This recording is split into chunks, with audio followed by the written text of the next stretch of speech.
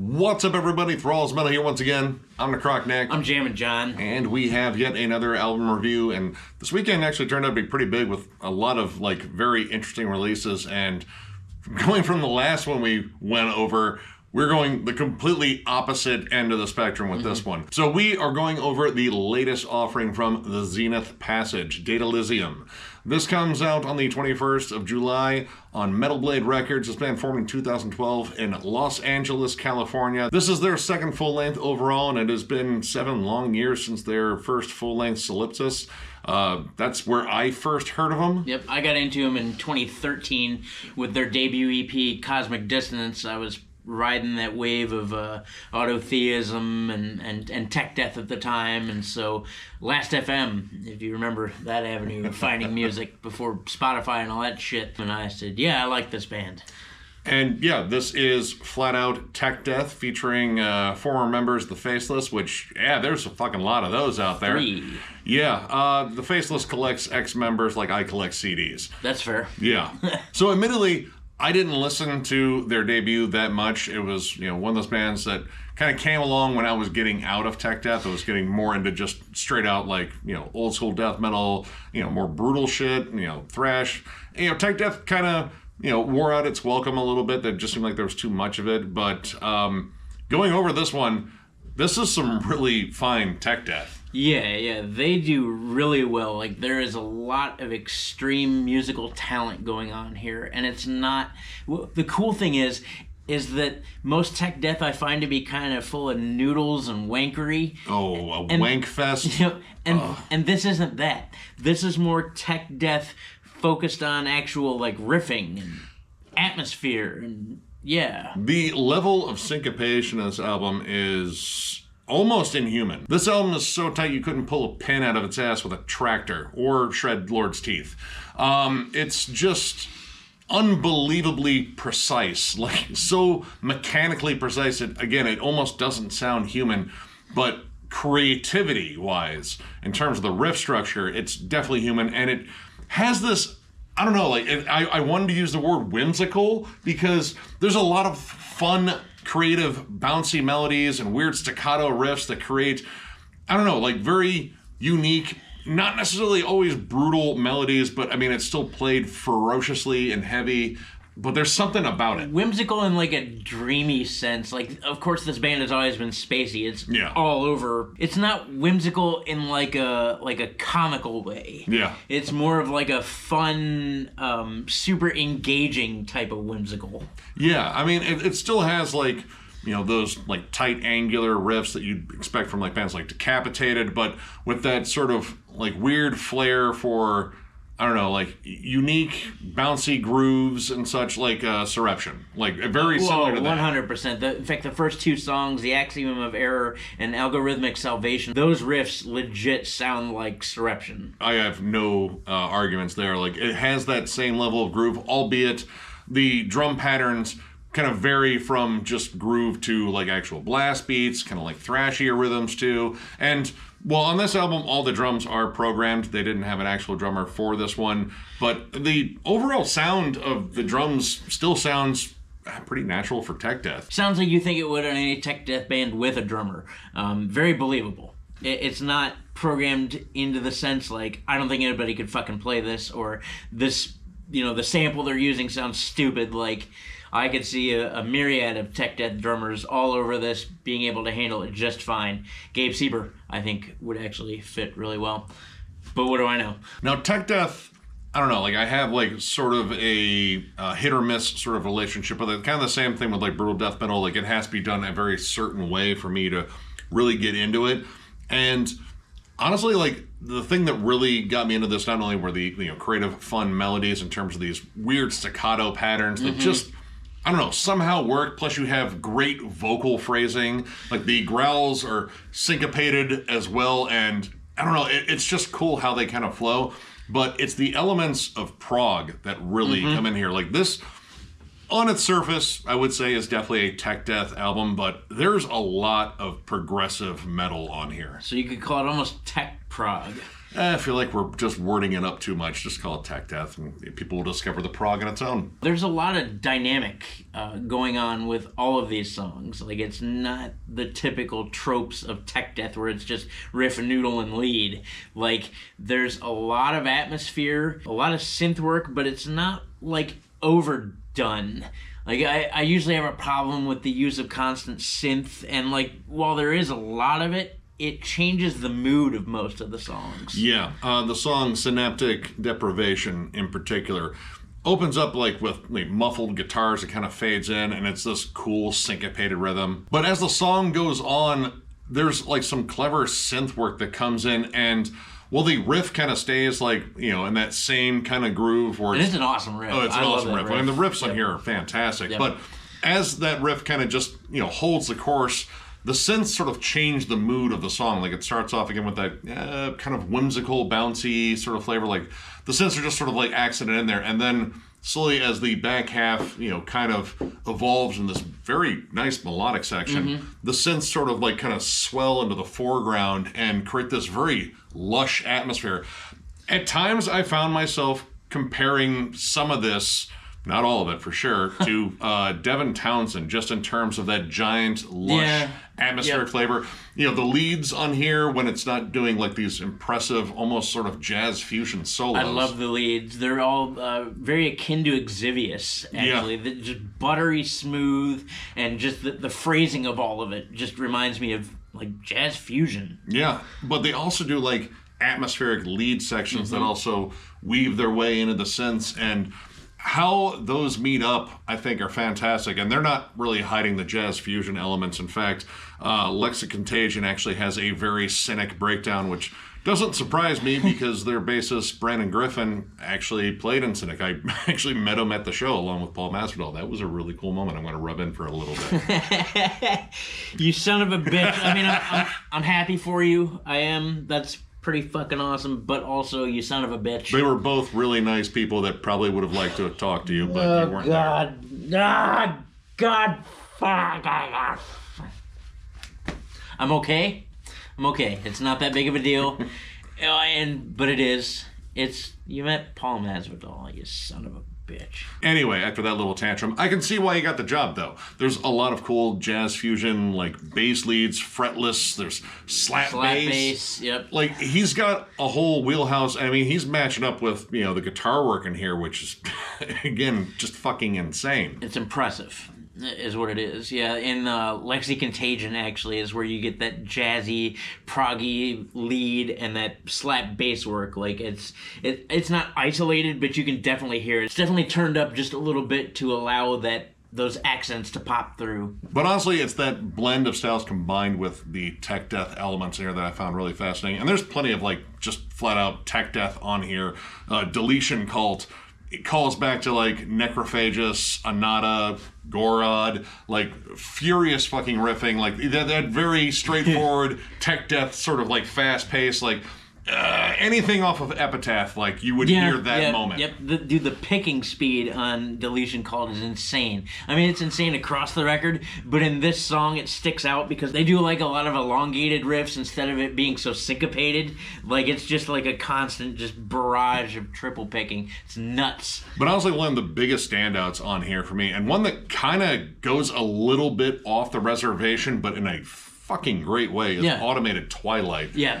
It's a prog song. Like, there's barely any elements of tech death. It opens up with ominous, clean melodies, and then you get this weird vocal filter over the harsh vocals. It sounds like the little fucking microphones inside of Darth Vader's helmet are busted, and he just hasn't got around to replacing them. Yeah. But it's very moody and dark and sinister. Like, there's some atmospheric noise, like not necessarily like, you know, like synths playing like a melody. Like, it's just sort of just this ambiance. Yeah, it's like just a soundscape, just a melodic soundscape. Like, you ever seen Forgetting Sarah Marshall? You know, play something dark and ominous. It's kind of like that, but it's pretty. Yeah, but the super huge contrast between that and the very lush, I would say, chorus section with clean vocals. Yeah.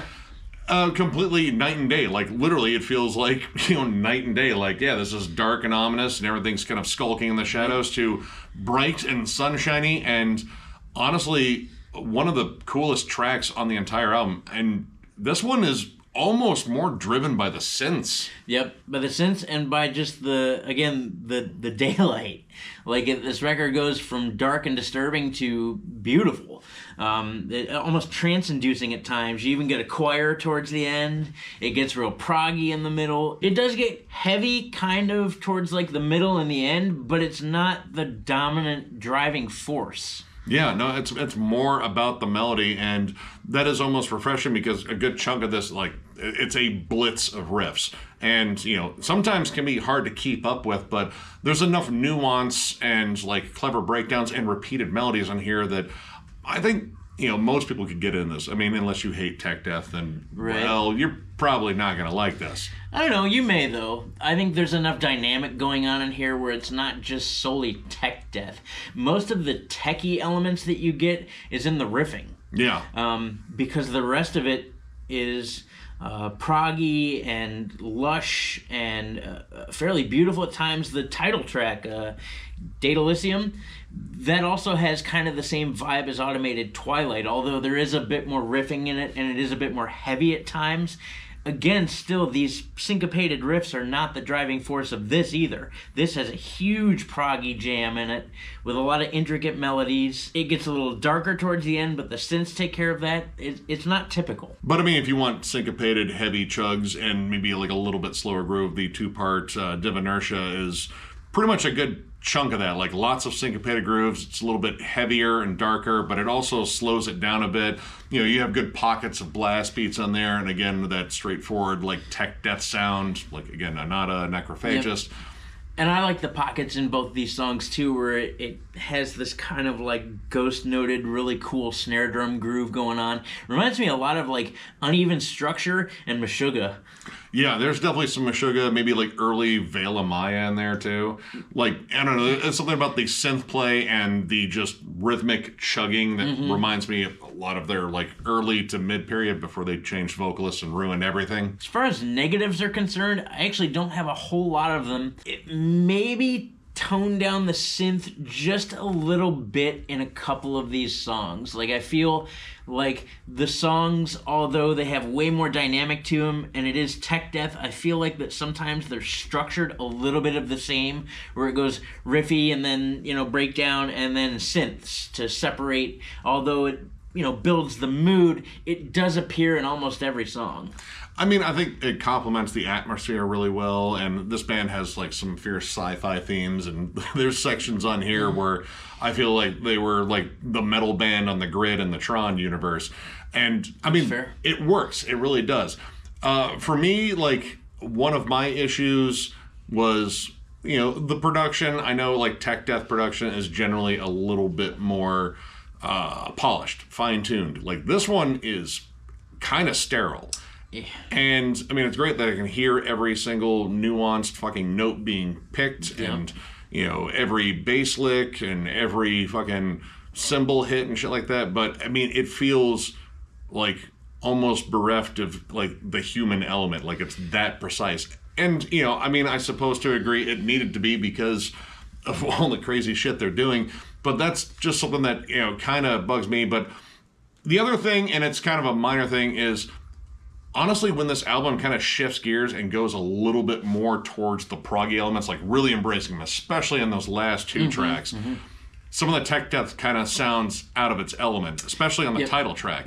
That song is a prog metal song with great fucking melodies. I love the guitar work. Again, it's very lush, it's very melodic, and they kind of just pepper in, again, those very like necrophagous sort of blast beat sections with, you know, the kind of standard fare tech death riffs. And while they're good where they belong, they don't feel like they belong in this song, especially given how Automated Twilight kind of sets this one up, because these are the two longest songs on here. Like they're both over 7 minutes. And honestly, I think it's the best writing on the entire album, and that isn't to downplay the rest of the writing. I think this is really fucking good. But there's something they tapped into on these last two songs that really just kind of close out this album in a grand fashion. Yeah, sets it apart from a lot of other tech death, that is for sure. The dynamics are a little bit more unique, and I like how it just sort of like almost kind of like weaves the elements together and creates these really just, bigger, more lavish songs that showcase like a bigger side of their wheelhouse. Yeah. And this album, I think, is really fucking sick, like overall. So I'm just going to go ahead and give this 4 stars. I really enjoyed this. And again, I'm kind of picky when it comes down to tech death. And I think the ex-Faceless guys are doing better than the Faceless for damn sure here. This is a lot of fun to listen to. Yeah. Like, the riffs are bouncy, they're clever, the melodies are fun, the vocal cadences are great.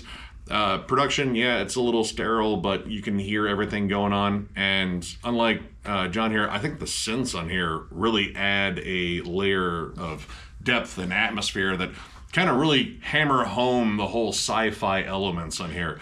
I that wasn't taken in so much of a negative way. Like, I don't think...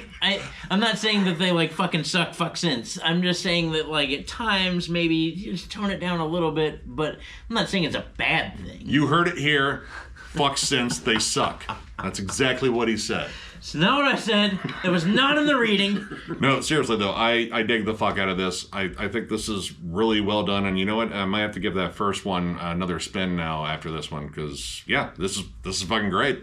I agree with Nick. The record's fucking awesome. It's 4 stars for me as well. They do a really great job of meshing together some styles that aren't typically put together in this day and age. The riffs in here are fucking sick, and I like the fact that they're not noodly. I like the fact that the majority of the riffs, I'd say a good 70%, 80% of the riffs in here are done solely to be heavy and syncopated and showcase that part of their talent wheelhouse. I really like the prog parts. I'm a prog metal fan anyway.